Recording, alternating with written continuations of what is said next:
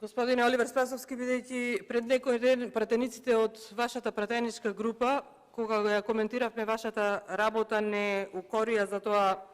како ве споменуваме, односно како ви се обраќаме. Еве денес јас ќе ви се обратам со зборовите со кои што тие кажаа дека треба да ви се обраќаме, односно господине председател на криминалот во Македонија. Многу внимателно го прочитав одговорот кој го доставите на моето пратеничко прашање, во кое што ја наведувам безбедносната состојба во општина Прилеп, во кое што ви наведувам дека секојдневно има тепачки, во Прилеп дивее насилството, на секој чекор се палат возила. При тоа Советот на општината донесе одлука за смена на командирот на полициската станица на Прилеп на 8.6.2022 година,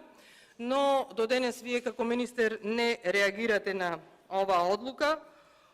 и ми испраќате одговор кој што е страшно дрзок, арогантен и, би рекла, навредлив за сите граѓани на Прилеп. Почитувани, замислете, во одговорот министерот ми вели: ве информираме дека безбедносната состојба на прозрачјата на ОВАР Прилеп е мирна и стабилна. Неверно ми давате некои статистички небитни податоци, за да на крајот завршите со тоа, ајде дека јас измислувам или да бидам прецизна. Велите ова се фактите, а се друго се инсинуации и тенденциозно пласирање на лажни вести кои имаат за цел не само да ја дезинформираат јавноста и да предизвикаат паника кај граѓаните на општина Прилеп, туку и да наштетат на работењето на полицијата како гарант на редот, безбедноста и владењето на законите. Господине Спасовски, 5 автомобили во Прилеп се запалени во еден месец, од кои што 2 на пратени кој што седи тука, едно возило на директор на ЈП Комуналец, на раководителката на урбанизам на општина Прилеп. Пукање во Прилеп има секоја втора вечер, тепачки масовни малтене секоја вечер, друга на секој шегор, а ова го потврдува и ова што го читаме во медиумите, а е пласирано, односно дадено како извештај од принудната управа на МВР која што е во моментот во општина Прилеп.